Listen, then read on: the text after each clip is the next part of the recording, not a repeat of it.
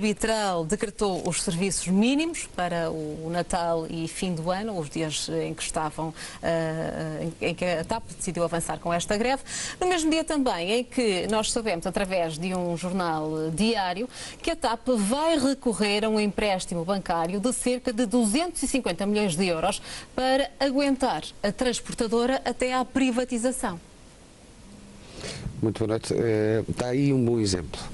E ainda na semana passada tive a oportunidade de dizer, de aliar aqui um pouco ao que se passa também e que se passou em tempos em relação ao estaleiro naval de Viana do Castelo e realçar aqui, dar uma palavra positiva ao que se verificou na sexta-feira em Viana do Castelo com a assinatura do contrato entre a STCIA e a Martin Fer. E portanto foi uma solução positiva. O Estado não pode constantemente, no mercado concorrencial e relativamente à TAP, e a Comissão Europeia disse-o claramente, não pode entrar com montantes que depois possam ser considerados ajudas ilegais. E, portanto, a TAP necessita de dinheiro, a TAP está bem financeiramente, só que necessita de um montante elevado para fazer face aos investimentos e para assegurar os serviços que tem na lusofonia. E essa questão é uma questão muito importante, que privilegia também os trabalhadores, porque a medida que poderia existir e que a Comissão Europeia também apontava para uma reestruturação. E essa reestruturação poderia pôr em causa as rotas que existem atualmente e os próprios funcionários. A greve que se verificou, que se projetou para esta altura do ano, numa altura em que muitos portugueses, até das regiões, dos Açores, da Madeira, e que estão fora de Portugal, têm absoluta necessidade de poder vir passar o Natal a casa. Eu acho que esta altura é absolutamente desajustada e claramente que quero aqui realçar o papel interventivo que o Governo tinha que ter nesta matéria e que o Tribunal acaba por, de alguma forma, ser sensível a estes argumentos. Não podia ser de outra forma. É sinal de que, se governar, não é tem que se lhe diga, mas tem que se ter uma absoluta firmeza e tem que estar os superiores interesses dos portugueses em primeiro lugar. Era a decisão esperada, portanto, por parte do Tribunal. Era a decisão esperada e acertada do Governo. Manuel Mota, comentar aqui este tema lhe merece. O que eu acho é que, lamentavelmente, se diz por um lado, o Governo diz por um lado que é fundamental manter setores estratégicos e, por outro, se demonstra, como eu disse na semana passada, um aluno cego em relação àquilo que são algumas posições da Comissão Europeia e da União Europeia. Se o Estado continuar a subfinanciar e não for capaz de ser parceiro estratégico da TAP nesta opção que seria importante de manutenção da TAP como setor nacional, infelizmente vemos que, por um lado, não houve diálogo com os trabalhadores e, por outro, a inevitabilidade desta privatização e mais um setor estratégico que Portugal perde. Como é que recebeu a notícia de hoje? A transportadora necessita de cerca de 250 milhões de euros para poder equilibrar a tesouraria. Não, vamos lá ver. A TAP necessitava de um processo de reestruturação que poderia ser feito de forma equilibrada e sustentada. Como sabemos, a TAP tem as finanças controladas. Naturalmente que no mercado competitivo tem que, em algumas áreas, ser capaz de se reestruturar, de fazer até parcerias internacionais. Infelizmente, a anterior não correu muito bem, mas seria possível concretizar no contexto de algumas outras empresas que estariam disponíveis para participar nesse processo de desenvolvimento da TAP.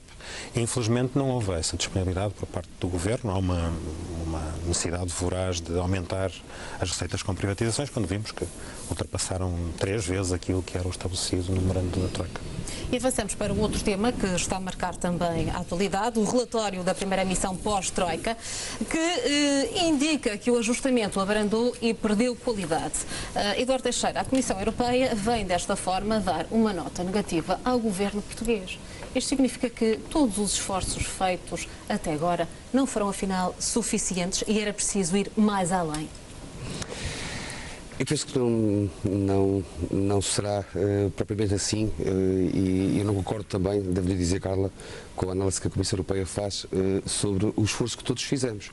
Foi um esforço, em primeiro lugar, dos portugueses e, em segundo lugar, com certeza, de quem governa e teve que governar num tempo muito difícil. E, portanto, este é um relatório muito pessimista. É necessário fazer aqui uma cronologia e fazer aqui uma cronologia, sabendo nós que houve um plano que foi com certeza um plano de austeridade muito violento e que também não foi negociado pelo Partido Social Democrata, foi negociado em primeira instância pelo Partido Socialista e que depois os outros partidos do arco da governação tiveram que acordar em nome dos interesses de Portugal porque não tinham dinheiro. E depois o que se verificou é que houve um governo que, com o esforço de todos os portugueses, que tenho para mim que valeu a pena e que valerá a pena, tiveram que implementar as medidas. É lógico que quando a Troika faz aqui uma avaliação, quando já não está cá, ou seja, quando nós reganhamos a soberania, quando outros queriam que se prorrogasse prazos e que se conseguisse mais tempo e que a Troika tivesse aqui mais tempo e que se conseguisse também uma medida cautelar, é lógico que isto não se verificou. E quando nós reganhamos a soberania, nós temos que pensar de que é importante não perder o caminho da reestruturação. Olha, desde logo, hoje houve uma medida muito positiva que saiu e que, não sei se, claramente que como sendo uma medida positiva, não teve tanto destaque nos jornais, mas a dívida pública recuou quase 2% no mês de outubro. Nós sabíamos que este esforço que estávamos a fazer do programa de ajustamento que foi necessário efetuar em Portugal implicava que se reestruturasse o funcionamento do Estado e claramente que tinha implicações das pessoas, mas que a dívida só estabilizaria a seguir e, portanto, sabíamos nós que a Troika nos pôs aqui milhares de milhões e, portanto, quando esse dinheiro entrou, aumentou claramente a dívida pública. Mas, olha, há aqui uma medida positiva. A Troika hoje faz um relatório, eu não digo pessimista, mas que, com algumas questões que me custa absolutamente, quando também nós temos, o Boletim Estatístico do Banco de Portugal hoje divulga que a dívida pública recuou 2%. Sim. Mas sabe quanto é que são 2%? Estamos a falar de muitas centenas de milhões de euros que a dívida recuou em apenas um mês. São 2% da dívida face aos critérios de Maastricht que todos conhecíamos e, portanto, relativamente ao crescimento do país e ao PIB. É um dado muito positivo que hoje é posto em cima da mesa, é sinal de que Portugal já consegue libertar meios, fruto dos impostos dos portugueses, para pagar a dívida e não para fazer o que o Partido Socialista fazia no passado, que era aumentar. Lembra-se bem quando falava dos critérios mais tristes, só para terminar, sim, de que quando nós aderimos à moeda única, um dos critérios que nós tínhamos que cumprir era que a dívida pública não fosse superior a 60% do produto interno, ou seja, da riqueza do país.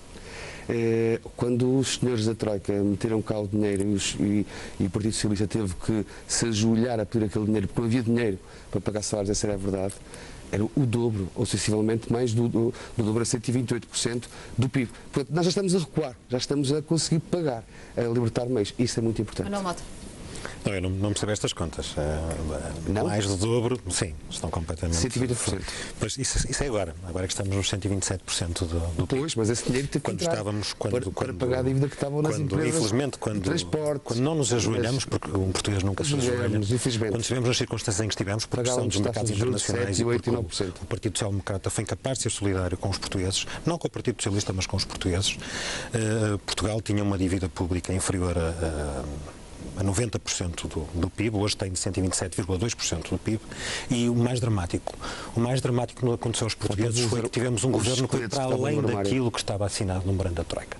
Eu repito, os valores em relação às privatizações estavam estabelecidos 5,5 mil milhões de euros, e este governo privatizou 2,2 milhões de euros e não para por aqui. Para ter uma ideia, só com a reforma do IRS foram mais de 4 mil milhões de euros e o total da austeridade nos últimos 3 anos foi de 20 mil milhões de euros. Estamos a falar de ir para além da Troika, austeridade que trouxe austeridade, aliás, com a Troika, que eram, no fundo, os mentores daquilo que foi a governação do Partido Social Democrata e do CDS-PP, a reconhecer hoje que foi um erro estratégico, que é fundamental. É curioso como o tempo nos traz... A verdade vem sempre ao de cima, não é? Como o tempo nos dá razão. Hoje é a própria Comissão Europeia a indicar que a única forma de sairmos da crise é alavancando o investimento privado com o investimento público. Curioso.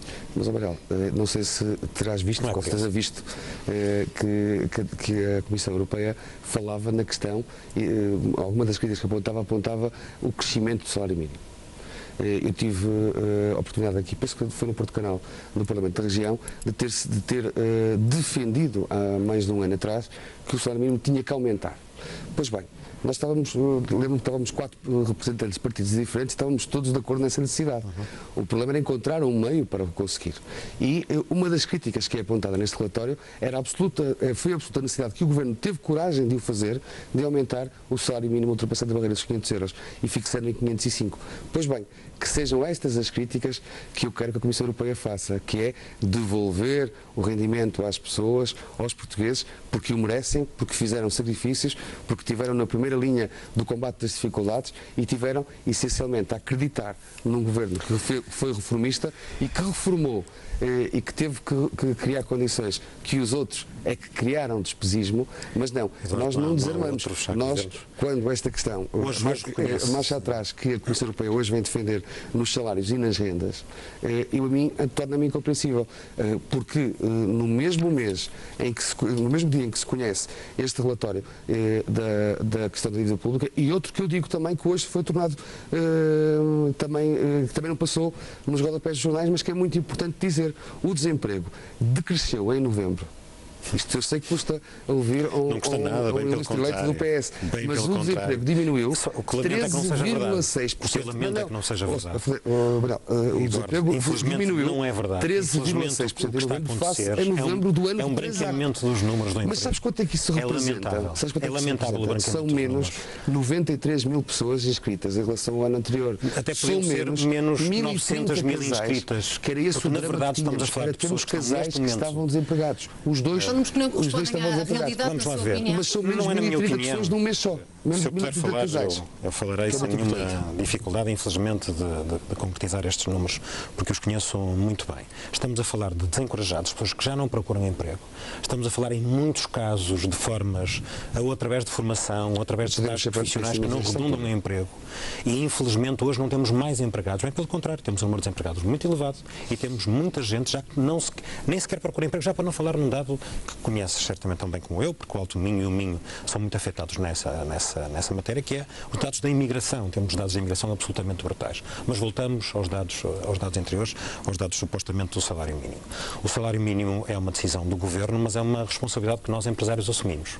Aquilo que é a responsabilidade do Governo em sede do Orçamento de Estado era o aumento do salário dos funcionários públicos, a estabilidade dos salários dos funcionários públicos, ou das reformas. E o que não aconteceu nos últimos 3 anos foi exatamente isso. Foi um drama absoluto para dezenas de famílias. Temos indicadores brutais, temos mais de 100 mil funcionários públicos em insolvência, um dado absolutamente dramático, com salários penhorados, não em insolvência, com salários penhorados para ser mais exato. Tivemos austeridade nos últimos 3 anos que repercutiu em austeridade, não permitiu um aumento da nossa economia que resolvesse alguns dos nossos problemas estruturais. Nós não tivemos nenhuma reforma estrutural neste país.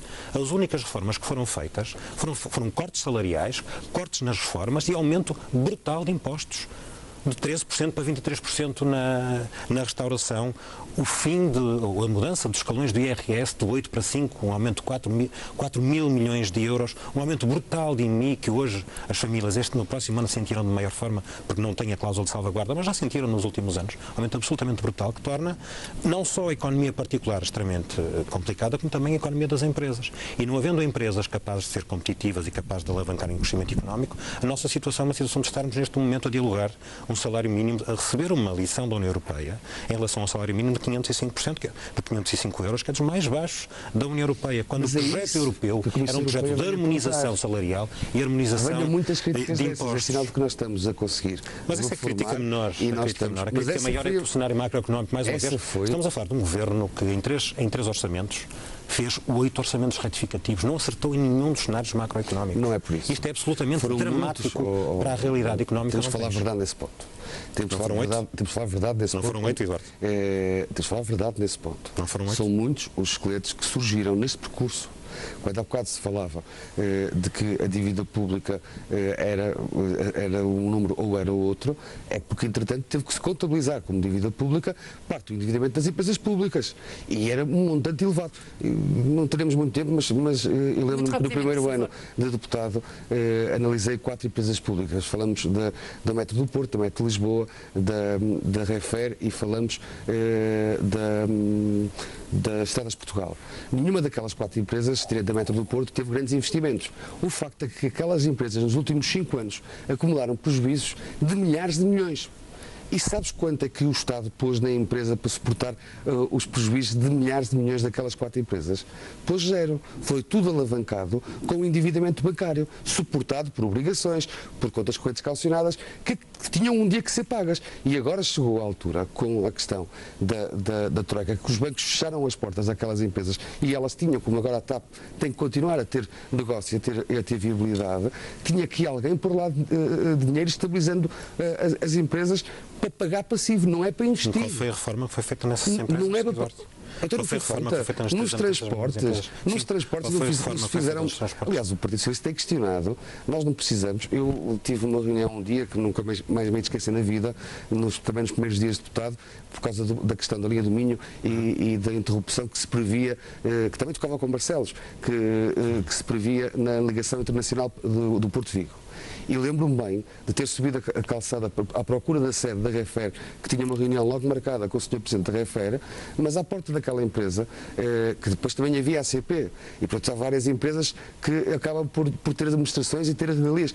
Estavam 4 Mercedes alinhados à porta, com 4 motoristas, com uma série de regalias que não faz sentido. Agora esse é um discurso parece de Bloco de Esquerda. Não, mas isto tudo somado, as administrações das empresas de transportes, a reforma que foi feita com coragem, curioso é que ele está no último relatório que faz por cima de 2015, não reconhece nenhuma destas reformas e põe em causa, inclusive, tudo isto deu cabo de um país e chegou à altura de agora estabilizar esta medida, que representa muitas centenas de milhões de euros, como eu disse, de diminuição da dívida pública e o aumento do emprego e a questão desigual. É muito preocupa a mim mesmo. É curioso que eu não vejo nenhum indicadores sustentados. Também falei nisto há pouco tempo no noticiário da TVI, do canal, peço desculpa, que tem a ver com os 2 elementos do agregado familiar, pai e mãe, que estão desempregados. Pois bem, esta questão, só no mês são 1030 casais que acabaram, pelo menos um deles, estar empregados. Porque quando se reduz 93 mil pessoas num ano, é relevante, são quase 100 mil, diziam que fosse das graças, nós chegámos ao 1 milhão.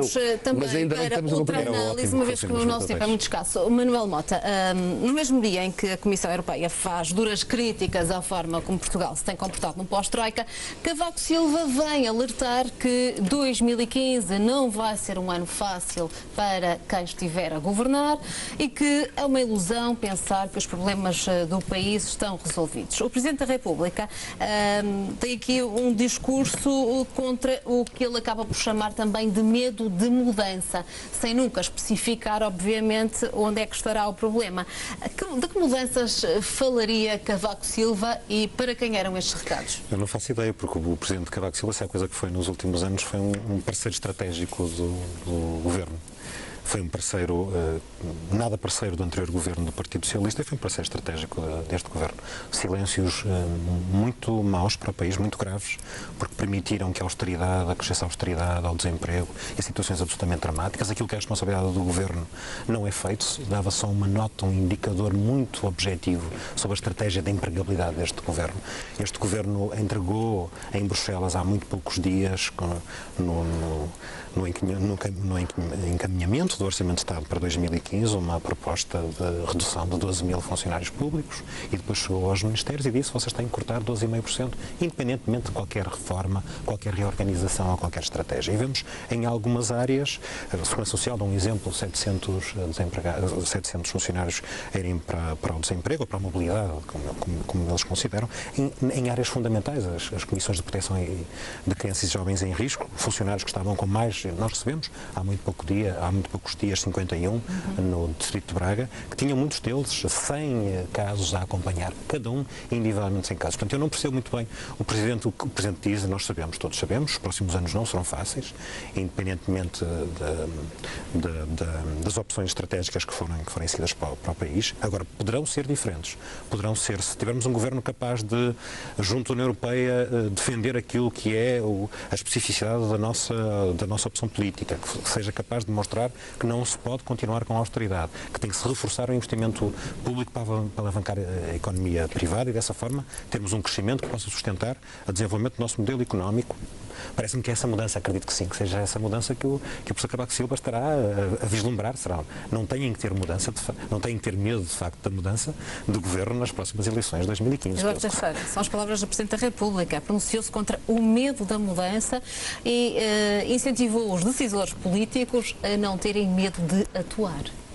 O que é que isto significa? Pois, para o PSD. Eu penso que o Sr. Presidente da República teve palavras sábias no sítio certo. Estamos a falar de representantes de 20 países da diáspora, ou seja, pessoas que têm uma ligação efetiva com Portugal, desde logo quase de berço. E, portanto, são, como ele os denominou, e são mesmo, embaixadores informais de Portugal no mundo, espalhados pelo mundo.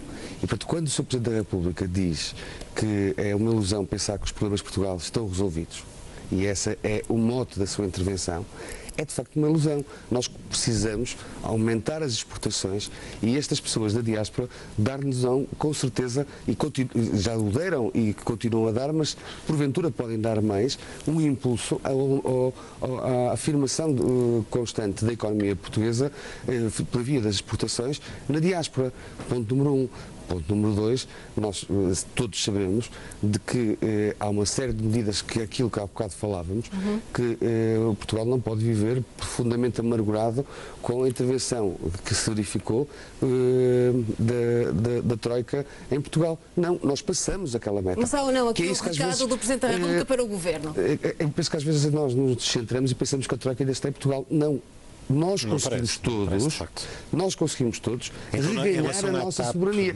E essa é a questão. Neste momento não temos aqui aqueles senhores que mensalmente, de 2 meses ou 3 em 3, vinham cá e diziam tem que ser assim, tem que ser assim, tem que ser assim. E nós encontrávamos um meio para fazer as coisas. Agora, é muito positivo que no sítio onde o Sr. Presidente da República escolheu para ter este discurso, que é os representantes com sucesso da diáspora, tenha esta noção de lhes dizer que nós precisamos de continuar a ajudar. Continuar neste caminho para 2005 tem um orçamento supostamente eleitoralista. De reformas estruturais sustentadas. Precisamos crescer as exportações, precisamos que nós concordamos, mas temos que ser também consequentes. Nós todos temos que estar neste lado. E essa mudança não se pode verificar. Portugal esteve nestes 3 anos debaixo de intervenção externa, reganhamos a soberania, temos futuro e vamos todos construir ainda mais esse futuro. E como os que estão cá e os que estão fora. Governo, certamente. Com a diáspora é muito importante. Este governo não tem, parece-me que as palavras um bocado irónico na análise que fiz em relação ao Presidente da República. O Presidente da República ha dado as notas contraditórias, em minha opinião. A mudança, na minha ótica, tem a ver com a imigração. Continuar a dizer que temos que estar disponíveis para, no fundo, seguir as pisadas que algumas das gerações anteriores seguiram. Eu acho que a imigração faz sentido, nomeadamente quando são quadros qualificados que se vão formar, vão reforçar a sua formação em termos internacionais, isso é muito positivo. Agora, da forma que está a acontecer, não admito, não gosto, entristece-me como português ver. Ainda ontem falava com um imigrante em Inglaterra, em Liverpool, que me dizia: o nosso drama é que vemos hoje imigrantes portugueses a chegarem em condições absolutamente dramáticas. Isso não é admissível. Nós temos hoje uma massa crítica de grande qualidade, gente com formação superior que pode e deve manter-se no nosso país e criar condições, com a ajuda do Estado, com intercâmbio com as empresas, setores estratégicos como o turismo podem de facto crescer, o mar é um setor estratégico para o qual devemos apontar baterias, temos casos muito positivos, e estes são investimentos estratégicos. Não podemos ter um discurso sistemático de dizer vocês devem emigrar, devem sair da vossa zona de conforto, como se a nossa geração tivesse alguma zona de conforto. Nós não podemos Estamos a falar de gente agora, que percebe perfeitamente as dificuldades da atualidade. Já estudou em termos de mais elevada qualidade. Nós temos um novo pacote de fundos comunitários que é muito expressivo e considero que foi muito bem negociado para Portugal, em especial para a região norte. A região norte tem, de facto, é a região mais privilegiada dentro das regiões de Portugal, em que tem a maior fatia de fundos para tornar a nossa economia mais competitiva e para criar desenvolvimento. Eu estou de acordo. E para criar efetivamente um mês e meio Agora, depois não temos não se pode é fazer como no nem passado, um euro que os projetos eram canalizados para em 15 de meia novembro dúzia deviam estar de aplicados, pessoas Eduardo, que acabam por ser comprometidos e a taxa de comprometimento dos fundos acabava por não ser realizada, não se criava nem desenvolvimento, nem se criava emprego. Todos os estudos indicam que Portugal nunca teve nenhum problema, e essa mudada positiva para os governos do PS e do PS, nunca teve nenhum problema em termos de percentagem da aplicabilidade nestes últimos 3 anos. A qualidade da aplicação dos fundos é que era diferente. Taxas elevadíssimas Isso levaria-nos a outra análise e outra discussão. É muito interessante. O nosso tempo terminou, por isso agradeço a presença neste último jornal. Manuel Mota e Eduardo Teixeira. Muito obrigada. Foi um prazer tê-los aqui connosco e aproveito para vos desejar um excelente Natal, um Santo Natal para os dois. Muito obrigada e até à próxima segunda-feira. Obrigado igualmente.